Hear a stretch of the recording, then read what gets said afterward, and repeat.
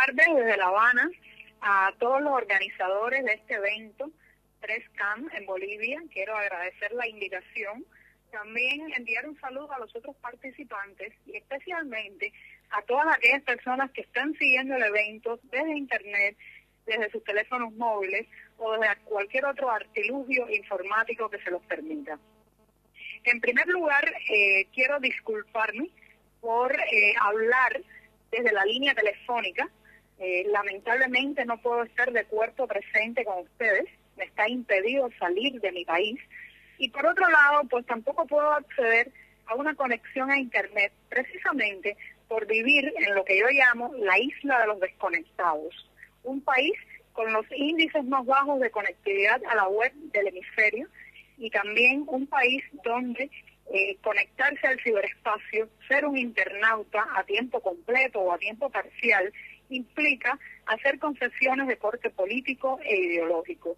En los últimos 4 años he vivido la aventura de tratar de convertirme en una ciudadana de la aldea global a través de las nuevas tecnologías y hacerlo sin para ello pues tener que hacer concesiones en cuanto a la opinión, en cuanto a el tratamiento que hago de ciertas temáticas de mi realidad. En Cuba, de alguna manera, estamos viviendo una pequeña y todavía muy lenta revolución informática. Una revolución que tiene en el sector alternativo, independiente, pues un crecimiento realmente sorprendente para las dificultades tecnológicas y de infraestructura que tenemos. Cuando comencé hace 4 años a escribir mi blog Generación Y, me parecía que era muy lejano el día en que pudiera compartir de igual a igual en el ciberespacio con otros compatriotas, lejano el día en que la Cuba real, profunda, silenciada por los medios oficiales, pudiera tener un real espacio en esa gran telaraña mundial. Hoy, pasado todo este tiempo, comprendo que los lectores del mundo y también los lectores nacionales están muy interesados, muy necesitados de escuchar esas crónicas, esos tweets, esos pequeños artículos que salen de las manos de los ciudadanos en Cuba. Una pequeña revolución ciudadana y tecnológica que está ayudando a empoderar informativamente a los habitantes de un país donde la información ha sido durante demasiado tiempo un asunto de seguridad nacional, donde la información ha sido durante demasiado tiempo acallada, manipulada, ocultada.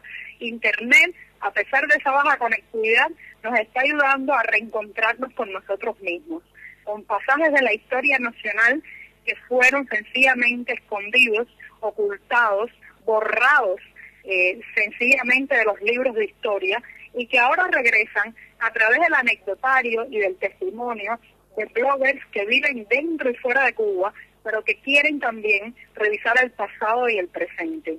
Me siento muy orgullosa de pertenecer a una comunidad blogger independiente, alternativa, que no constituye un partido político, que no tiene estatutos ideológicos, que no está bajo la orden de nadie y nadie le decide su agenda temática, pero que está tratando de abrir grietas en un muro muy oficial, muy estatal, en un país donde la prensa sigue siendo una propiedad privada de un partido, del Partido Comunista de Cuba. Me alegra también que poco a poco, y gracias a esa visión desde abajo que se muestra en los blogs alternativos, en el periodismo independiente, en los tweets que salen desde nuestros teléfonos móviles hacia el mundo, estamos logrando también de una manera indirecta influir en la propia prensa oficial.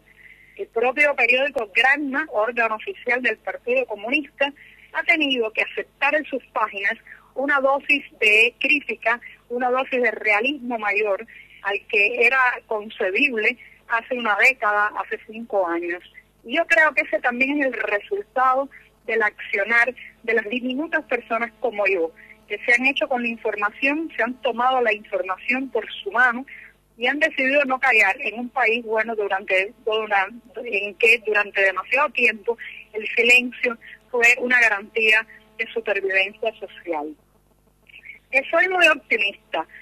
a pesar de las limitaciones para conectarnos a la web, para interactuar con personas de otras partes del mundo, creo que poco a poco las nuevas tecnologías están entrando en la vida nacional, ya sea a través de páginas de compra y venta de artículos, ya sea a través de páginas de clasificados donde se puede encontrar una habitación para rentar, un auto para alquilar, no solamente en esas cosas cotidianas y necesarias, sino también en cuanto a opinión.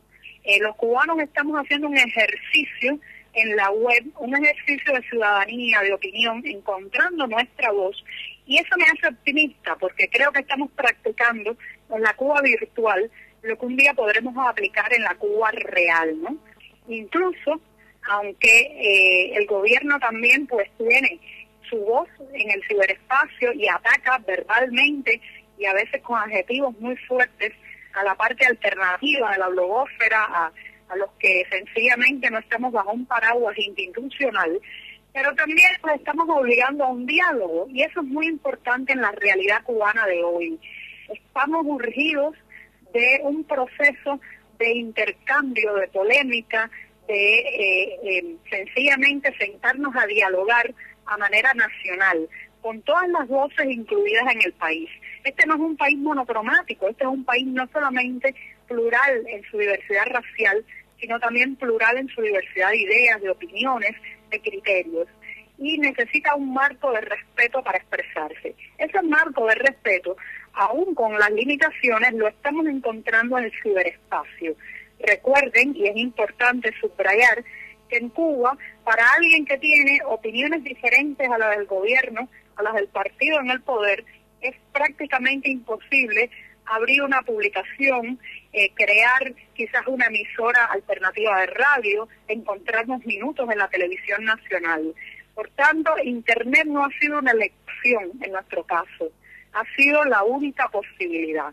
Y allí es donde empieza a jugar un papel importante todos ustedes, todos los que ahora me escuchan y todas aquellas personas que de alguna manera u otra nos están ayudando a convertirnos en ciudadanos del siglo XXI y a convertirnos en internautas de plenos derechos.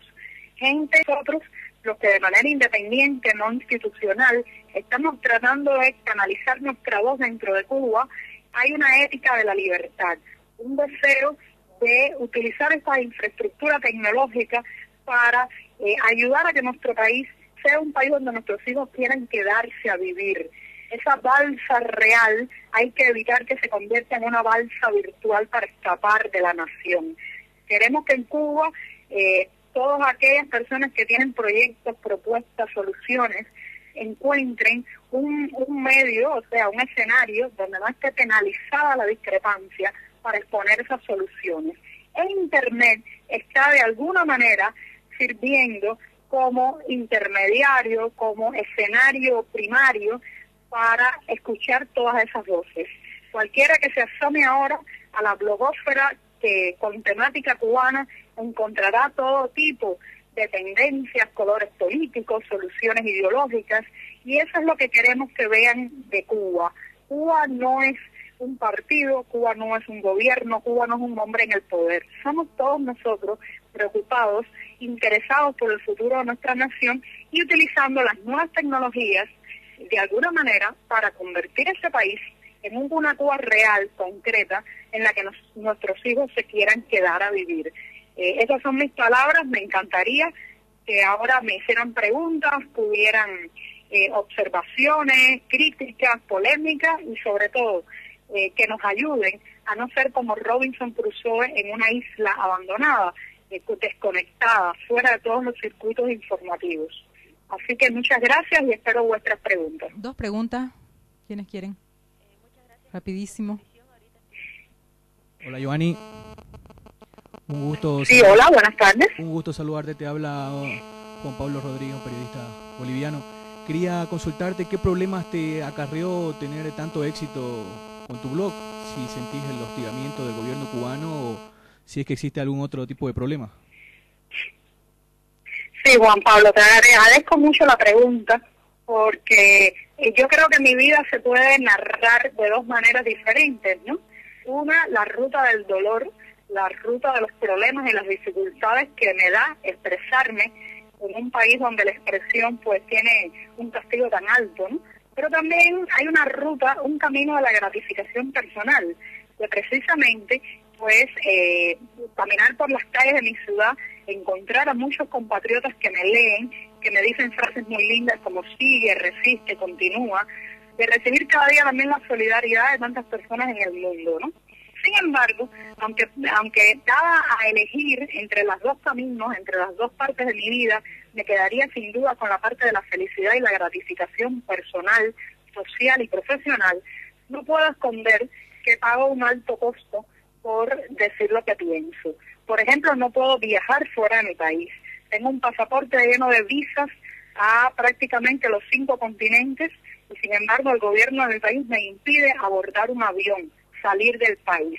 No importa, viajo cada día, estoy viajando ahora a través de esta línea telefónica, ¿no? También pues la satanización, la lapidación mediática, que para un individuo que no tiene derecho a réplica en los medios nacionales puede convertirse en una verdadera tortura psicológica, en un intento de asfixiarte para que emigres y te exilies definitivamente, cosa que no quiero hacer de ninguna manera, ¿no?